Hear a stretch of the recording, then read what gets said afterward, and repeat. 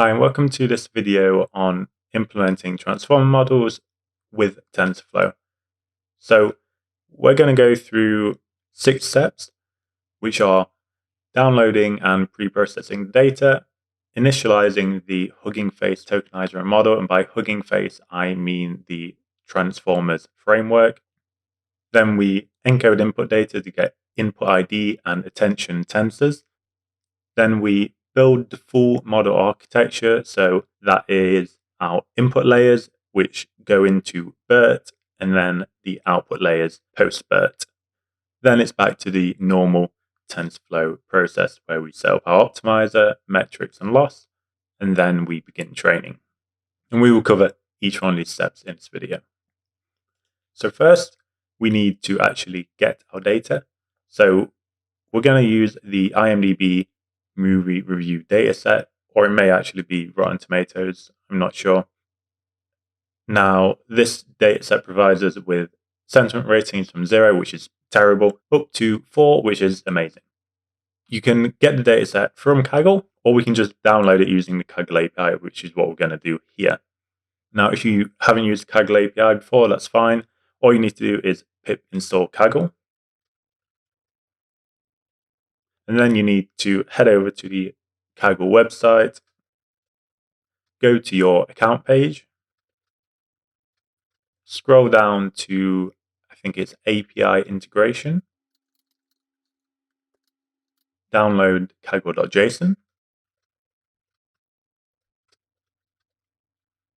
and then you need to place Kaggle.json in the correct Kaggle folder, which will have been created when you did the pip install. Now, if you're not sure where that is, all you need to do is import Kaggle, like that. And when you execute this, a OS error will appear and it will say you need Kaggle.json, which you don't have. You need to put it in this folder. You just go ahead and put Kaggle.json in that folder, and then you are ready.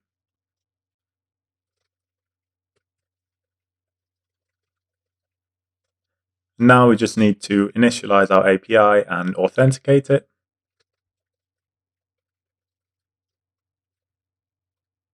And now we can use the competition download file method to download our data.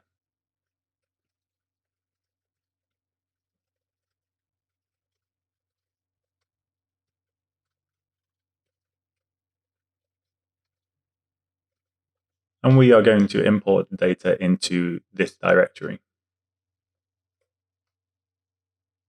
Now just refresh up here and we can see it. Now, obviously it's a zip file, so we need to quickly unzip that. We can also do this in Python, or you can do it manually. We will just do it manually. It's easier, well, quicker at least.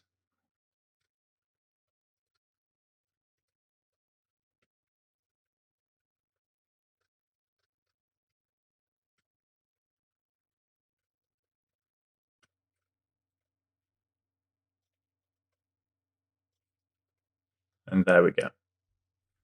We now have our data here. It's a tab delimited file. So if we open it, you can see here we're delimiting by the tab character. And we can see we have our phrase and our sentiment, which are the two that we care most about. Now we'll use pandas to read data.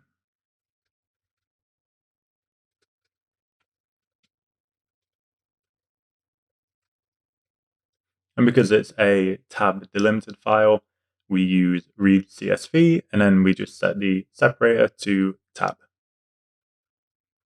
Now, this dataset has a full sentence, which we can see with the phrase ID is 1 and sentence ID is 1. That is our full sentence or full phrase. And then we have lots of parts of that same phrase cut down into different pieces and given a sentiment value. Now, I mean, you can use this, but I'm going to avoid it because I'm just going to be using the training data for both the training set and the validation set. And I don't want to pollute the validation set with very similar phrases that we have used in the training data. So we're just going to drop duplicates and keep the first element of every unique sentence ID.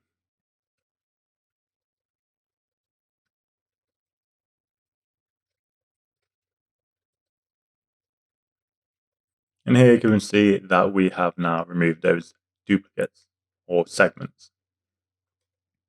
With the segments removed, we only have 8,500. Now we need to move on to encoding our data. So for that, we are going to be using the Transformers framework, which we will also be using for the transformer itself. And this works by providing a tokenizer and the model itself for each transformer. So we're going to be using BERT, and that means that we are going to import or initialize a BERT model and also the BERT tokenizer, which is already pre-built. Now, before we do this encoding, we need to figure out how long we want each sequence to be, because the encoding method also acts as our padding or truncation method. So to do that, we will get the sequence length in words of each sentence and plot that out and just kind of go by eye and say, okay, around here won't cut off too much data. So first we need to get the sequence length of every sentence in here. And all we're going to do here is get the length of each sentence split. Now split will by default split by spaces. So we will get a list of words here. Now we need to actually visualize this, so we will use matplotlib and Seaborn just because they're super easy and quick to use.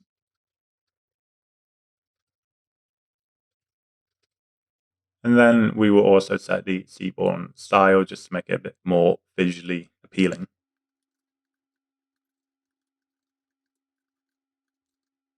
And we will also increase the figure size so we can actually see what's going on. And then we will use a distribution plot.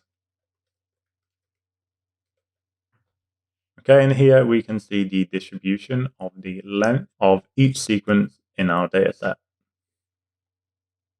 Now, we could cut it off maybe around 40 or even 50. I think we'll go with 50 just so we get as much data in there as possible. So we'll set sequence len equal to 50. Now we need to initialize our tokenizer. And before we do that, actually, we need to import it from the Transformers library.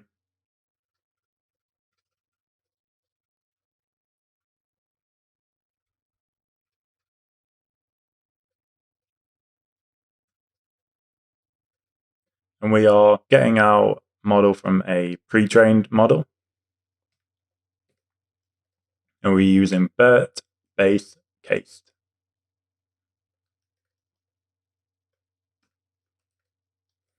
Now, cased here refers to whether BERT distinguishes the difference between uppercase and lowercase characters.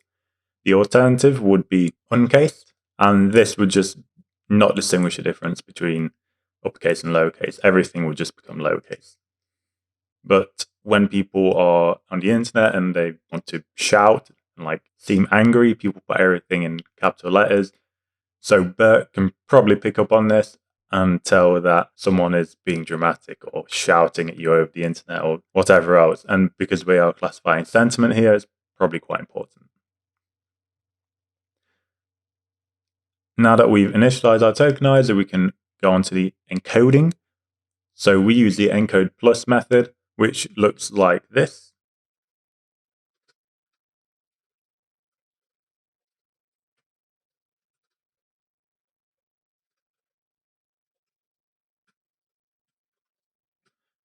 So you'll see here we've just defined or hard-coded a single line, which is hello world. We are using a max length of 50. We want the encoder to truncate any text that is longer than 50 tokens. Obviously, this one will not be, but when we are feeding all of our data through it, we need this in there. And on the other hand, we also want anything shorter than 50 to be padded with pad tokens. In this case, we will end up with 48 of these padding tokens. And here we are just telling the tokenizer to pad up to the value that we have given in the max length argument. Now, BERT comes with several special tokens. We have the start of sequence, end of sequence, padding, unknown, and mask tokens. In order to add these in during the encoding method here, we need to write add special tokens true. And in this case, all it's going to do is add the start of sequence token, the end of sequence token, and then it's going to add all of our padding values. Now, there are several different outputs that we can get from this encode plus method. By default, we have input IDs and the return token type IDs. Now, the token type IDs we don't really need, so we can tell the tokenizer to not return those. But we do need the input IDs, which is fine, we get them by default, and also the attention mask tensor. To return this, we just write return attention mask equals true. Finally, because we are working in TensorFlow, we need to return TensorFlow tensors.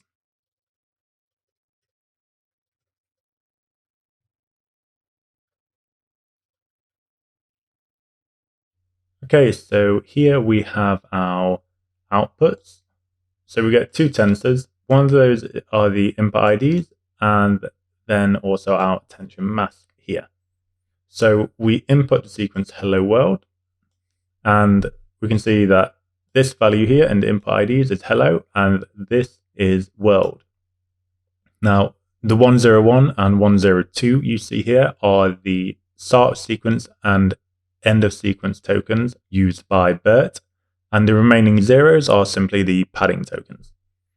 We also have the attention mask, and this is used to tell BERT what tokens to calculate attention for and which tokens to just completely ignore. So where we have a 1, that tells BERT, yep, pay attention to this. Where there's a 0, it means just ignore it. So we have zeros for every padding token because padding tokens aren't important to us. It's just padding.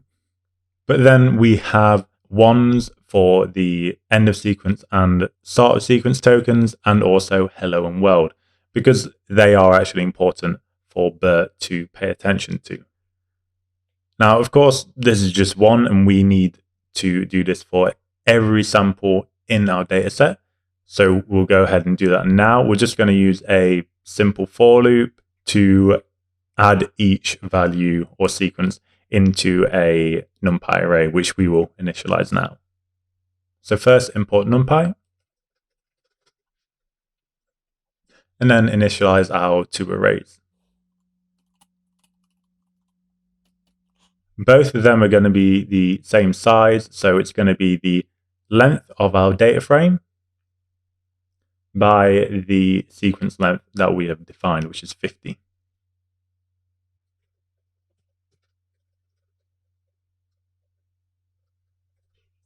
And we do this twice. We also want one for the attention mask.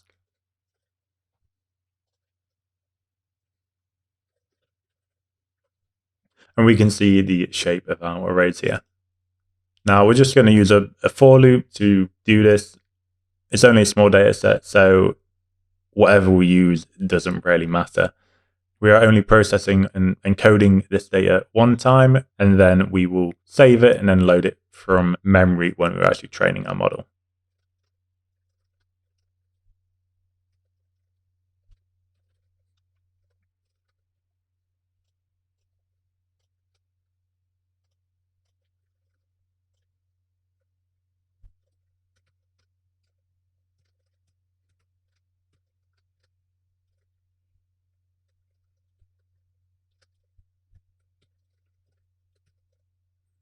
And there we have our for loop. This will go through each sequence and add each one of those sequences into the respective index of our initialized 0 arrays here.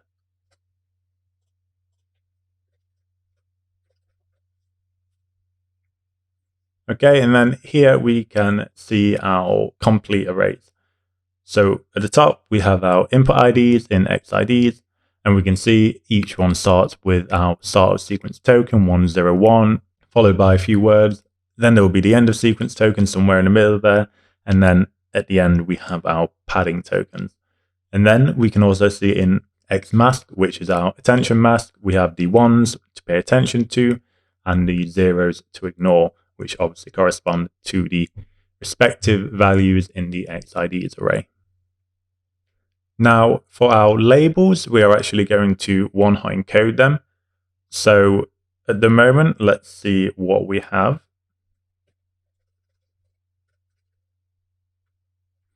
So we will get values of 4, 1, 3, 2, and 0, though you can't see it here.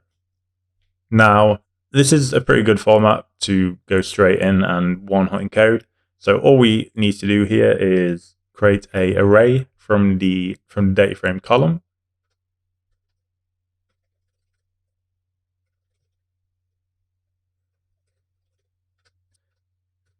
And then here, like we did before, we are just initializing a empty 0 array.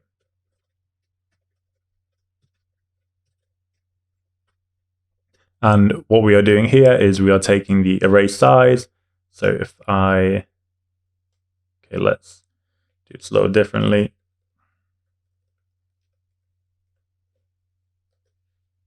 So the array size is just the length of our data frame.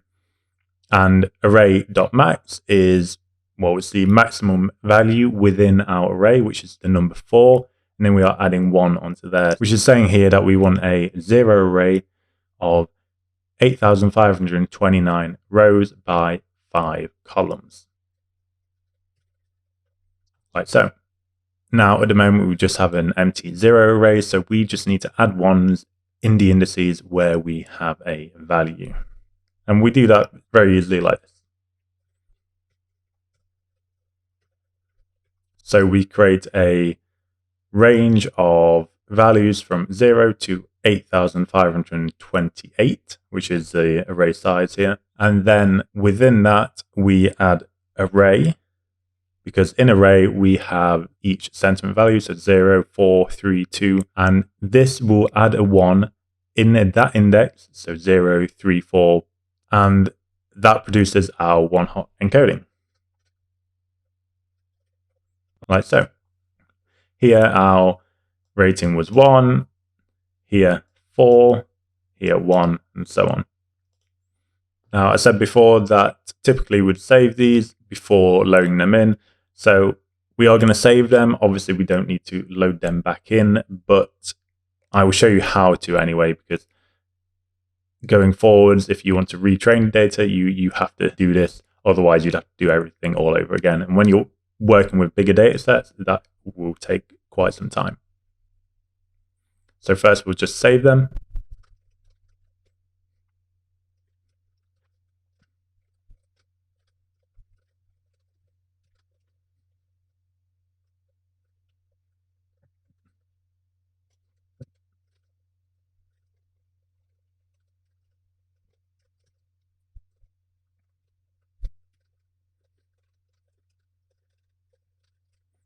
So now we've saved them and we've just removed all of them from memory. So now we will not be able to access any of them. Going forwards, we are just going to load them back in, which is exactly the same process. Quickly write that out.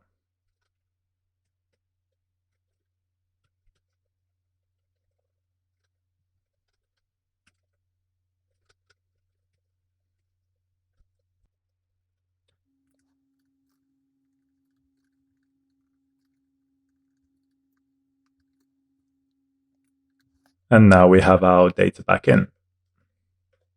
Like so. Okay, so now we need to put all of our arrays into a TensorFlow dataset object. So we'll use a dataset object because it makes things a lot easier, so we can restructure the data, shuffle, and batch it in just a few lines of code, which is a lot faster in terms of performance and also a lot faster for us to write down. It's much simpler code. So we'll import TensorFlow. And also, if you're using a GPU, you can check that it is being detected by your system with this.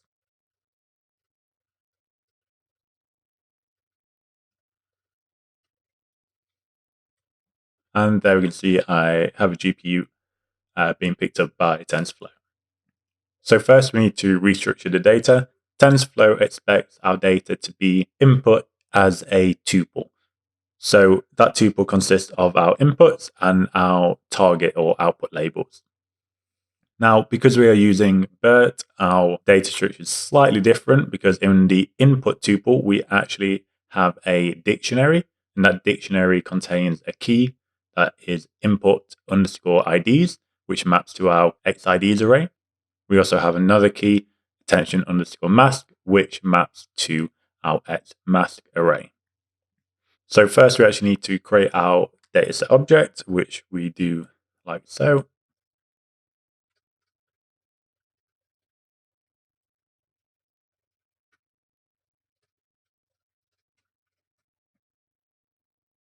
And this just creates a generator which contains all of our data in the tuple-like format, where each tuple contains one XID array, XMask array, and label array. So we can actually view one of those like so. And here we can see each one of our arrays. So the first one, XIDs, XMask, and then labels. Now, TensorFlow expects our input data as a data set to be in a tuple format. The 0 index of that tuple needs to be our input values, and the 1 index of that tuple needs to be our labels. Now, in our case, it's also slightly different because we are using two inputs. So within that tuple, we have our input, and within that input, we have a dictionary. And that dictionary consists of a key, input underscore IDs, which maps to our XIDs array, and attention underscore mask, which must map to our XMask array. So to create the structure, we need to build a mapping function like so.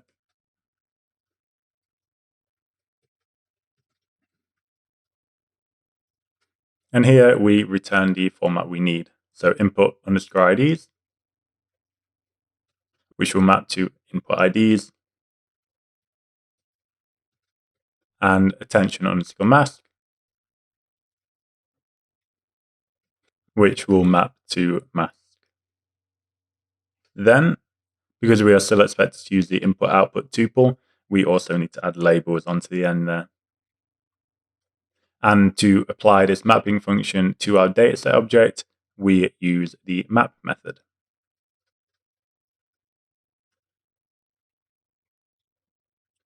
So now we can view a single row in this dataset.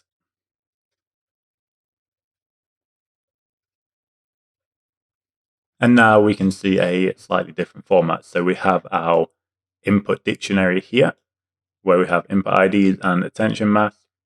And then we have our output tensor here. Now, I said before that this makes shuffling and batching our dataset very easy. So we can do it in a single line like this.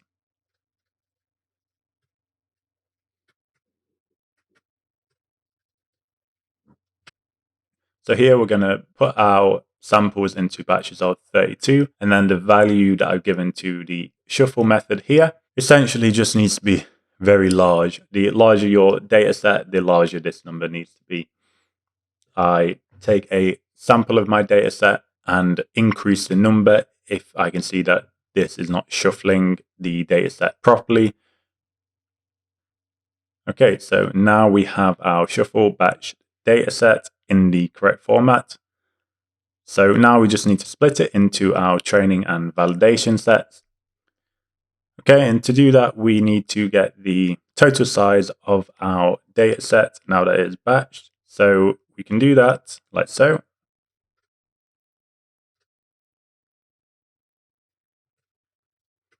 Now, because the dataset object is a generator, we can't just take the length of it directly. So we have to convert it into a list. Now, if you're working with a very large data set, this is probably not the right method to use, and you should instead take the size of the data set that you know already and calculate the current length of it, including the batch size from that.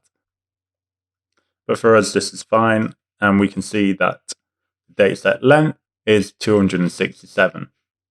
Now, if we want a 90-10 split between the training and validation set, we simply use a split value of 0.9. And then we get our training and validation sets as two different data sets. To split the dataset, we use take and skip. We used take earlier on, and what it does is simply takes the specified number of, in this case, batches and nothing else. Skip, on the other hand, does the opposite. It skips a specified number of batches and then takes the remainder.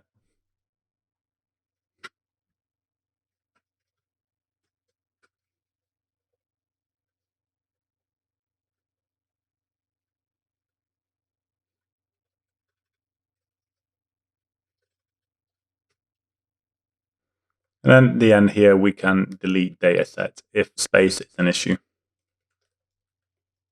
Okay, so now our data is ready. We can go on to actually building our model architecture.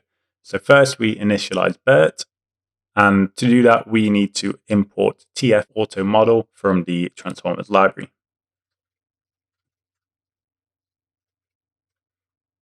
And then we initialize BERT like so.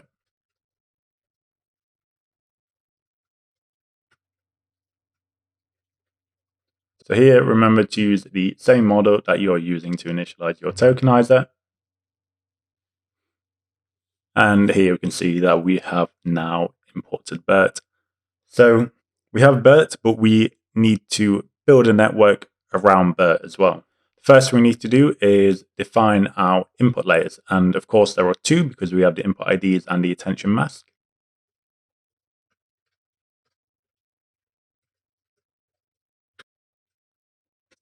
And the shape is simply the sequence length that we are using. And the name here is very important. This needs to match up to the dictionary value that we have defined in our data set here. So input IDs, and attention mask. Okay, so these need to match up. Otherwise, TensorFlow does not know where these are going.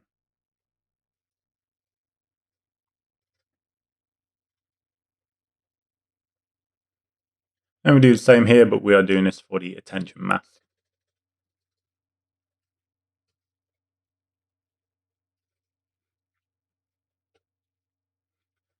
So those are our two input layers.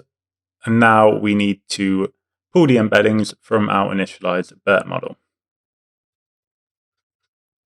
BERT consumes our two input layers.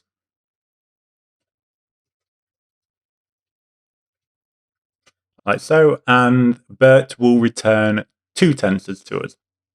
One of those is the last hidden state, which is what we are interested in.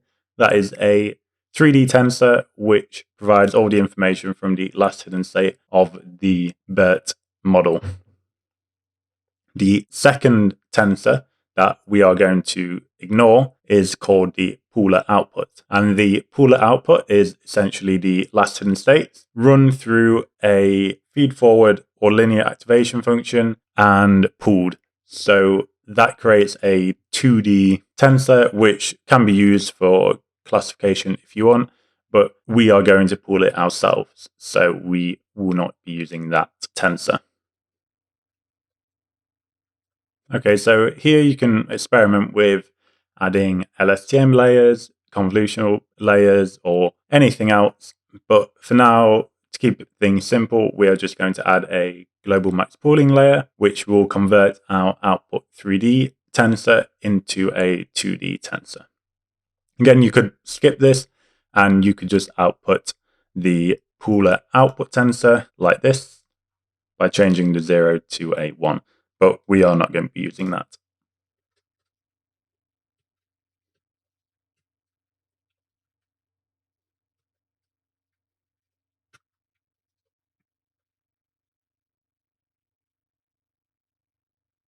Okay, so up here, we just need to define the input data types as well, which I missed.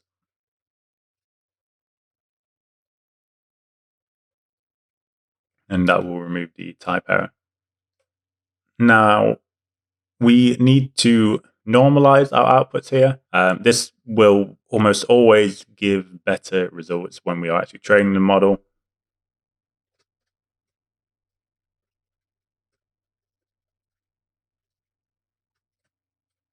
And then following this, we will go into our densely connected neural network layers, which are in charge of actually figuring out the classification of our BERT embedding outputs.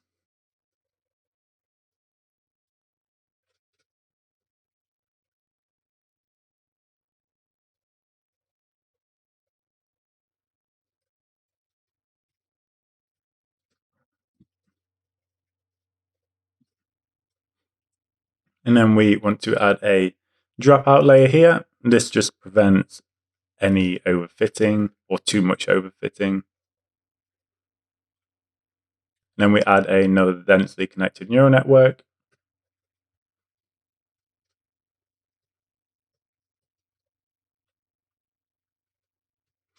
And finally, we are creating our output layer, which is going to be a densely connected neural network with a softmax activation function.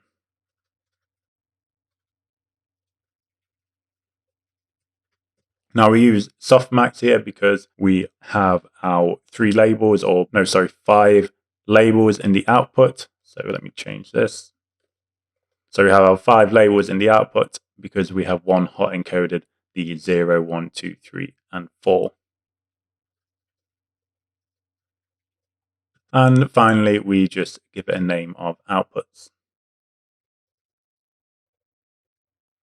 Now, that is our model architecture, but we still need to tell TensorFlow what our input layers are and what our output layer is. So to do that, we define our model like so. And to the inputs, we pass input IDs and mask. And then to the outputs, we just pass Y.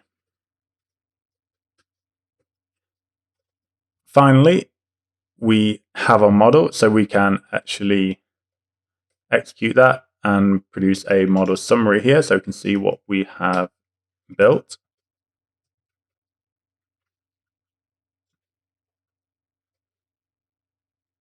Okay, and here we can see our model.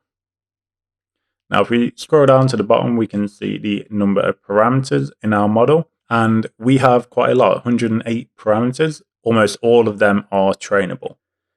Now, BERT is a very big model, and I wouldn't recommend training it unless you have a specific reason to. Now, for this data set, it's definitely overkill. So what we can do is actually freeze the BERT model by freezing the third layer at index 2 of our model layers. And we simply set trainable equal to false to do that.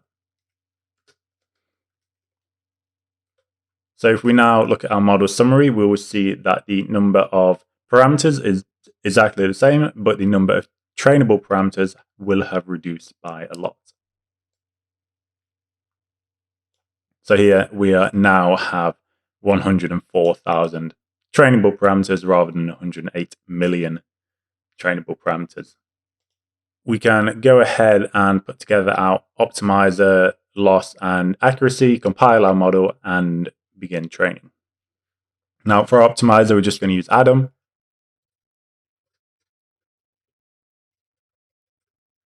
With a learning rate of 0.01. For the loss, because we are using one-hot encoding for our outputs, we are going to use the categorical cross-entropy loss.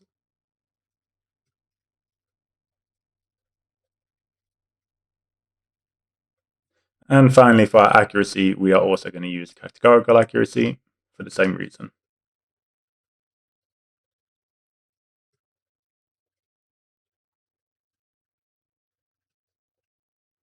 And we can compile our model.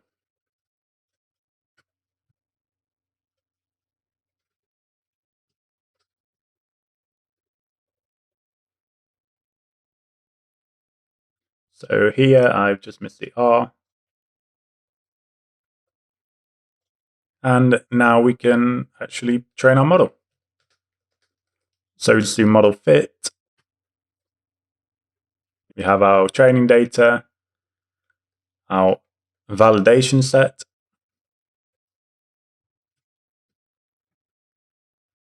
and I've found that for this model, we have to use a lot of epochs to actually get a good accuracy out of it. So I'm going to train it for a total of maybe 140 epochs. Now, depending on your GPU, if you're using a GPU, this will still take quite some time. So if you're using a CPU, it will take a very long time. So maybe reduce the number of epochs or reduce the dataset size a little further if you want.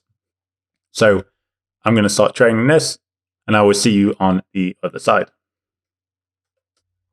Okay, so we have finished training, and you can see that the accuracy over time is actually quite good. It goes up very slowly, which is why using a lot of epochs has been quite useful here. But then if we take a look at the accuracy at the end, it's 82%, which is not bad. But I think more importantly is the fact that it was still going up very gradually. I think with further training, this could quite easily get to about 90% on this data set. And considering it's a very small data set, that's pretty good. Now, if we look at the validation accuracy, we actually get a high number by quite a bit. So this actually went up to 94% here, almost 95%. And I would assume that this is because within the validation set, there are more easy examples, whereas in the training set, we have some more difficult examples. But nonetheless, these are pretty good results for quickly putting together a model. It's not a particularly big model other than the BERT encoder in the middle, but otherwise it's a pretty straightforward, simple model. So it's pretty cool that you can get these results on sentiment analysis in so little time. And going forward with other data sets with more data, can definitely do a lot better. At the same time, we can also improve the model. We can add LSTM layers to the classifier or convolutional neural net layers, or even just more densely connected neural network layers as well. So there is a lot that we can actually do with this. But for now, that's everything. So I hope you enjoyed the video. I hope it's been useful to you. If you have any questions, let me know in the comments below.